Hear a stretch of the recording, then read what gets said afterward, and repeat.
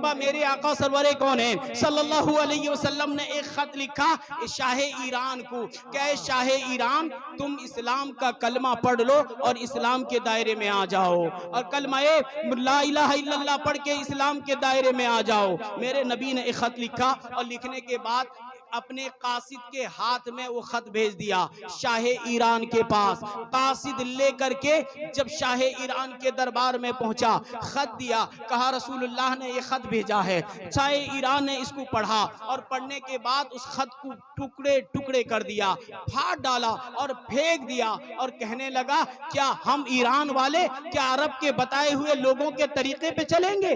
ऐसा हो नहीं सकता, फेंक दिया। मेरे नबी का कासिद जब वापस हुआ मदीना तो मुनव्वरा और आने के बाद आका से कहने लगा या रसूल अल्लाह, जो खत आपने दिया था शाह ईरान ने उसे फाड़ करके टुकड़े टुकड़े करके फेंक दिया। तो मेरे नबी ने इरशाद फरमाया ऐ लोगों गवाह हो जाओ, जिस तरह शाह ईरान ने मेरे खत के टुकड़े टुकड़े कर दिए हैं, अल्लाह ताला इसके हुकूमत को भी टुकड़े टुकड़े कर देगा। ये नबी के बात से, नबी की जबान से जो बात निकलती है वो हो करके रहती है। एक दिन ऐसा आया, हजरत अबू बकर सिद्दीक के बाद जब हजरत उमर फारूक खिलाफत खलीफा बने, जब हुकूमत पे बैठे, तो हजरत उमर फारूक को मालूम था कि मेरे नबी ने ये दुआ दी थी, ये दुआ की थी, बद्दुआ दी है शाह ईरान वालों के लिए कि अल्लाह इसकी हुकूमत को टुकड़े टुकड़े कर देगा। शाह ईरान का नाम उस वक्त था शाह ईरान, ईरान का बादशाह खुसरू परवेज था, इसका नाम खुसरू परवेज था, ये ईरान का बादशाह था। एक दिन आया, हजरत उमर फारूक रदी अल्लाह ताला अन्हु ने ऐलान कर दिया ऐ सिपाहियों तैयार हो जाओ, और इसी वक्त हमें ईरान पर जंग छिड़नी है और ईरान वालों से जंग करना है। अल्लाहु अकबर। सारे साहबा, सारे सिपाही इस्लाम तैयार हो जाते हैं और तैयार होने के बाद ईरान पर जंग छिड़ दिया जाता है। जंग होने के बाद इस्लाम को फतेह कामयाबी मिलती है, कुछ लौंडी कुछ गुलाम कैदी बन जाते हैं, शाह ईरान का तख्त खत्म हो जाता है, इस्लाम की हुकूमत कट जाती है, इस्लाम का झंडा शाह ईरान में लगा दिया जाता है। जब ईरान में इस्लाम का झंडा लगा दिया गया तो सारे के सारे लोग जो पकड़े गए थे कुछ कैदी बना लिए गए, कुछ लौंडियां आई।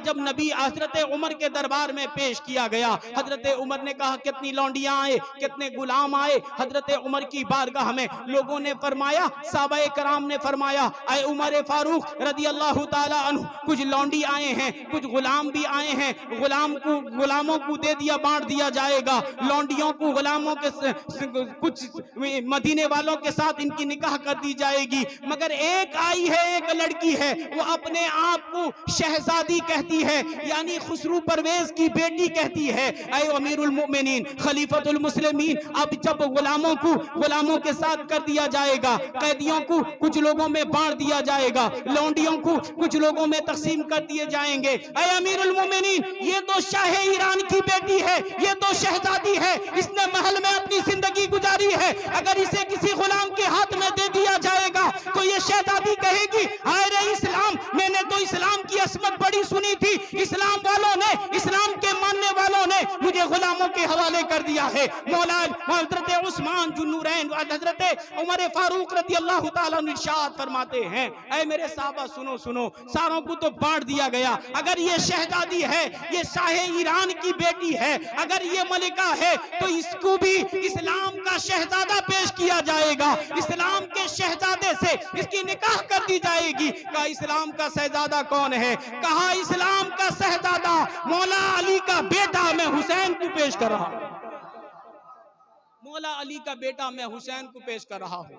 अल्लाहु अकबर। जब इमाम हुसैन को खुसरू परवेज की बेटी शहरबानों के लिए पेश किया गया तो खुसरू परवेज की बेटी शहरबानों ने कहा क्या इस्लाम में भी कोई जबरदस्ती है कि मेरी निकाह मैं निकाह करूंगी मेरे मर्जी के मुताबिक, मैं पहले दूल्हा देखूंगी, अगर मुझे दूल्हा पसंद आएगा तो मैं उससे निकाह कर लूंगी। इससे पहले न जाने कितनों से मेरा रिश्ता लगा, मैंने हजारों को ठुकरा दिया है, मुझे मेरा दूल्हा नजर नहीं आया है, जब मेरा दूल्हा मुझे नजर आ जाएगा तो मैं उससे निकाह कर लूंगी। अल्लाहु अकबर। हजरत उस्मान, हजरत अमीरुल मोमिनीन खलीफतुल मुस्लिमीन हजरत उमर फारूक रदी अल्लाह ताला अन्हु ने कहा कि हुसैन को सजाया जाए, अली को बुलाया जाए। अली को पूछा गया कि जैसी आपकी मर्जी भाई उमर, अगर आपकी मर्जी है तो मैं इस्लाम के लिए, दीन हक के लिए मैं अपने बेटे हुसैन को पेश कर रहा हूँ। बेटे हुसैन को तैयार कर दिया गया। हजरत हुसैन आली मकाम रज़ी अल्लाह ताला अन्हु तैयार हो गए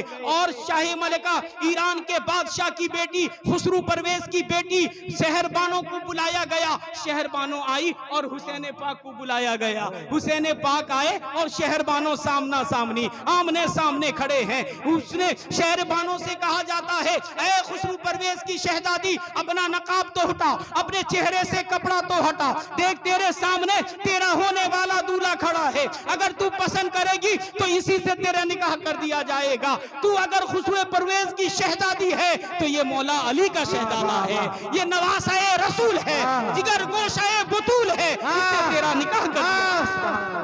नारे तकबीर, नारे रिसालत, मसलक आला हजरत। जल्दी जल्दी सुनिए, मेरा वक्त खत्म होने वाला है। सुनेंगे ना? खत्म कर दूं? खत्म कर दूं? तो सुन लीजिए थोड़ी देर। तो खुसरू परवेज की बेटी शहरबानों को इमाम अली मकाम के सामना सामने किया गया। कहा गया, अमीरुल मोमिनीन खलीफतुल मुस्लिमीन ने इरशाद फरमाया, कहे खुसरू परवेज की शहजादी, अपना नकाब तो हटा, अपने चेहरे से कपड़ा तो हटा, देख तेरे सामने तेरा होने वाला दूल्हा खड़ा है। खुसरू परवेज की बेटी ने अपना नकाब हटाया, अपने चेहरे से जब कपड़ा हटाया, क्या देखती है कि अली का लाल इमाम अली मकाम रज़ी अल्लाह ताला अन्हु खड़े हैं सामने में। तो शहरबानों की निगाह जैसे हुसैन पे पड़ी, शहरबानों ने कहा, 130 मर्तबा मेरे ख्वाब में कोई आता रहा और आकर के कहता रहा, इसका चेहरा दिखाता रहा और ख्वाब में कहता रहा, ए शहरबानों, यही तेरा दूल्हा है, यही तेरा दूल्हा है। नारे तकबीर, नारे रिसालत। शहरबानों ने कहा, यही मेरा दूल्हा है, मुझे कबूल है। जब कबूल कर लिया शहरबानों ने, तो इमाम हुसैन से पूछा गया कि हुसैन, क्या आप राजी हो?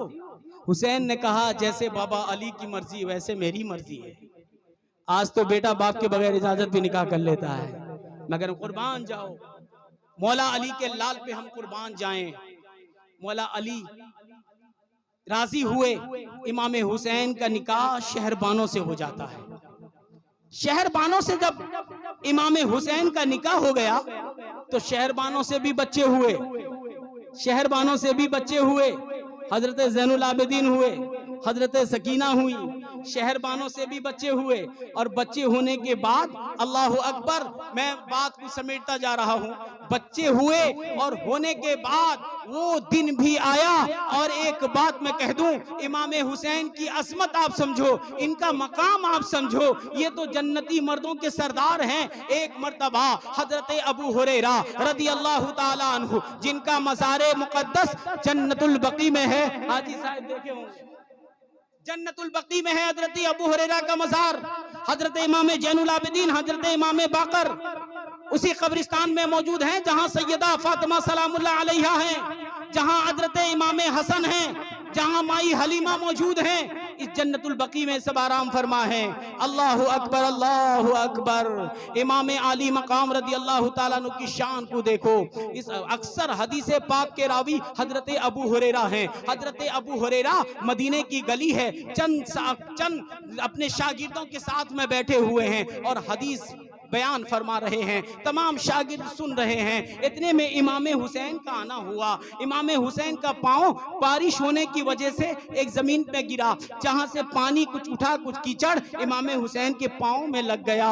देखो देखो, इमाम हुसैन से मोहब्बत करने वालों ने कितनी मोहब्बत की है। तो हजरत अबू हुरैरा उठे अपने शागिर्दों के बीच से। आज अगर उस्ताद होता है, न जाने कैसे कैसे अंदाज के होते हैं, मगर हजरत अबू हुरैरा पे कुर्बान जाओ। हजरत अबू हुरैरा उठे और आए, इमाम हुसैन को पकड़ा और अपने सर से पगड़ी उतारी। पगड़ी उतारने के बाद इमाम हुसैन के पाँव को साफ किया। हजरत इमाम हुसैन के पाँव को जब हजरत अबू हुरैरा ने साफ किया तो हुसैन आजम फरमाते हैं, आया हजरत अबू हुरैरा, आप मेरे पाँव को अपनी पगड़ी से साफ कर रहे हैं। हजरत अबू हुरैरा कहते हैं, बेटे हुसैन, ये जो पगड़ी मेरे सर में आज है, ये तेरे नाना मोहम्मद रसूलुल्लाह का देन है।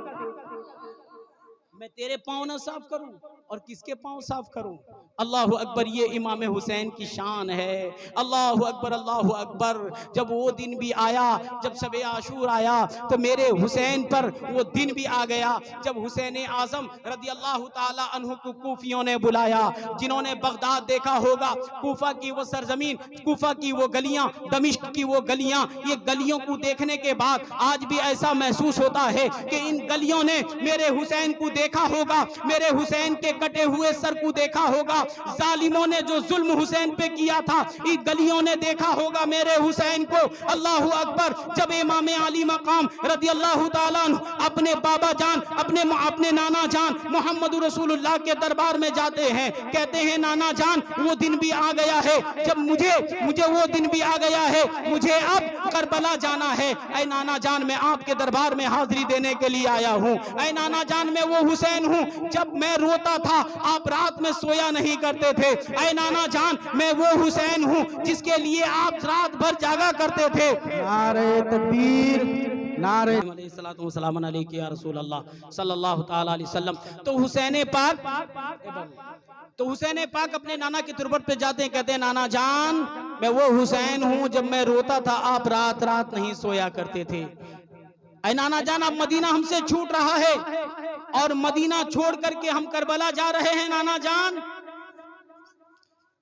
हम करबला जा रहे हैं। मेरे नबी की तुरबत पे इमाम हुसैन ने अपना सर रख करके कहा था, नाना जान, हम आपका मदीना छोड़ रहे हैं, जिस मदीने में हमारी परवरिश हुई है, जहां हम बड़े हैं, या रसूल अल्लाह, हम मदीना छोड़ रहे हैं। अल्लाह अकबर। अब मेरे हुसैन को इस एक नक्शा अल्लामा नजमी महरवी ने खींचा है, क्या खूब कहा है कि दरे नबी पर हुसैन आए हैं अर्ज करने सलाम रुखसत।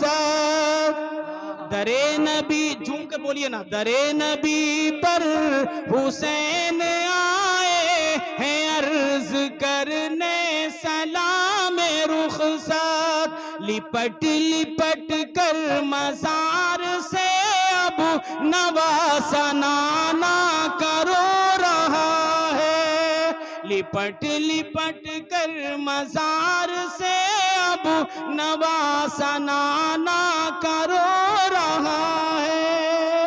हजरात, मेरे हुसैन ने करबला के मैदान की रवानगी के लिए फिर अपनी माँ फातिमा के दर कब्र अनवर पे जाती है, जो रोज़े रसूल के बिल्कुल सामने जन्नतुल बकी में सैयदा फातिमा आराम फरमा है। आप जन्नतुल बकी में जैसे ही हाजिरी के लिए जाओगे, सबसे पहले सैयदा फातिमा सलामुल्लाह अलैहा आराम फरमा रही हैं, फिर इमाम हसन आराम कर रहे हैं, फिर इमाम ज़ैनुल आबिदीन हैं, फिर इमाम जाफर हैं, फिर इमाम बाकर हैं, फिर हजरत अबू हुरैरा हैं। इसी तरह सहाबाए किराम, बेशुमार सहाबाए किराम उस कब्रिस्तान में लेटे हुए हैं, जिसे मन्नतुल मुअल्ला कहा जाता है। फिर वहां से रुखसत इमाम पाक हो जाते हैं। हजरात, यहाँ से बयान बहुत तवील हो जाएगी, अगर बोला जाए तो कम से कम फिर आधा घंटा चाहिए। इतना वक्त मेरे पास में नहीं है कि मैं आपको पूरा सैर कराऊं। अल्लाह अकबर, अल्लाह अकबर। मेरे हुसैन की रुखसती मक्कतुल मुकर्रमा से, मदीनतुल मुनव्वरा से करबला के लिए हो जाती है। हुसैन करबला जाते हैं और करबला जाने के बाद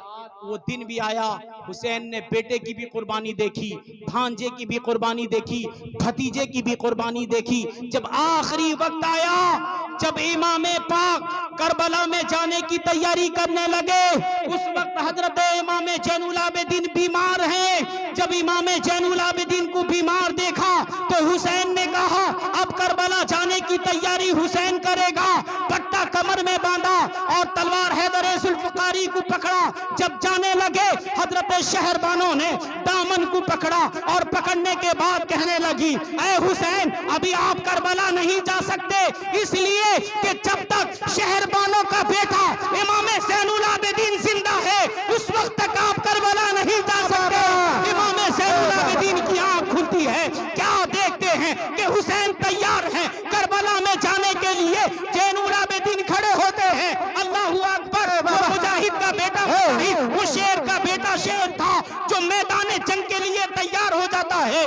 बुखार लगा हुआ है, इमाम ज़ैनुल आबिदीन परेशान है। इसी परेशानी के आलम में खड़े हो गए। शहरबानों कहती हैं अभी फातिमा का बेटा करबला नहीं जाएगा, अभी फातिमा का बेटा करबला नहीं जाएगा। जब तक शहरबानों का बेटा जिंदा है उस वक्त तक फातिमा का बेटा नहीं जाएगा, फातिमा का बेटा करबला नहीं जा सकता। अल्लाहु अकबर। मेरे हुसैन ने फरमाया ऐ ज़ैनुल आबिदीन, तुमसे एक नस्ल चलेगी जो सैयद होंगे, ये नस्ल सैयद होगा। आज जो सैयद लोग हैं उनकी नस्ल हजरत इमाम ज़ैनुल आबिदीन से मिलती जुलती है। अल्लाहु अकबर। इमाम ज़ैनुल आबिदीन की शान आपने सुनी। मेरा वक्त भी हो गया है, इंशाअल्लाह फिर कभी मुलाकात होगी तो मैं तफसील से गुफ्तगू करूंगा, क्योंकि ये बाहर आपका जलसा भी नहीं है। एक बात कह के मैं अपने गुफ्तगू को खत्म कर दूं। हजरात, ये जो करबला की दास्तान है अभी शुरू ही करने वाले की खत्म का वक्त आ गया, अभी खत्म तो ये दास्तान नहीं होंगे। अल्लाह ने बड़े बड़ों की ज़बान से इसको सुनाया है, आपने सुना होगा। ये दास्तान बोलते रहो, खत्म नहीं होता। ऐसे मंजर वहां के देखने वालों ने देखा। अल्लाह अकबर। जब बगदाद मोहल्ला में हमारी हाजिरी हुई थी, नजफ, कूफा, करबला, दमिश्क, सारे जगहों में जब हाजिरी हुई थी, जब करबला मोहल्ला में हाजिरी हुई, इमाम आली मकाम के दरबार में जब वो देखे, वो मंजर देखने के बाद आज भी वो मंजर निगाहों के सामने में है। करबला में वो हजरत अब्बास का वो कटा हुआ बाजू आज भी उसे दफन करके वो भी मज़ार बना हुआ है। इमाम आली मकाम का दरबार क्या आली शान है। अल्लाहु अकबर। इमाम आली मकाम की शान व असमत कोई क्या बयान करेगा। इमाम को अल्लाह ने वो मकाम बुलंद किया है, वो मकाम बुलंद किया है। आज पूरी दुनिया इमाम हुसैन का नाम ले रहा है। जब मेरे हुसैन करबला में आए थे उस वक्त 400 आदमी का नाम यजीद था, मगर हुसैन किसी का नाम नहीं था। तो ये 400 के नाम यजीदियत मिट गया, आज भी हुसैन जिंदा है, सुबह क़यामत तक जिंदा रहेगा। आज हुसैन को मिटाने जो आए थे वो मिट गए। आज हुसैन का दरबार चमक रहा है। जो हुसैन को मिटाने यजीद पलीद आया था, पूरे बगदाद का कचरा उसके कब्र में डाला जा रहा है। कितना बड़ा इनाम उसको दिया जा रहा है। हजरात, मेरे बाद फिर जो खिताबत होगी आप सुनेंगे कि करबला क्या है और करबला में क्या हुआ। आज ये जो टोपी हमारे सरों में है ये करबला वालों का देन है। ये अजान की सदा तो मस्जिद के मीनार से आ रही है। आज तो घर घर यजीद होता, आज ये हुसैन का देन है कि आज मस्जिद के मीनार से अजान की सदा बुलंद हो रही है। हजरात, अपने सजदों को जाय न करना। अल्लाह तबारक व तआला जब किसी बंदे से नाराज होता है उससे रिस्क नहीं छीन लेता, उसके घर से पानी नहीं, उसके घर पे पानी नहीं बंद कर देता, आग नहीं बंद करता। जब अल्लाह किसी बंदे से नाराज होता है उससे सजदे की तौफीक छीन लेता है, उसे सजदा करने की तौफीक नहीं होती। मेरे दोस्त, आपने बहुत बड़ी मस्जिद बनाई है, इसे सजदों से आबाद करो। अभी नमाज इशा मैंने भी पढ़ी है, मगर एक सब भी भरता नहीं, क्योंकि आप हमारे मुक्तदी रह चुके हैं, इसलिए मैं आपको कह रहा हूँ।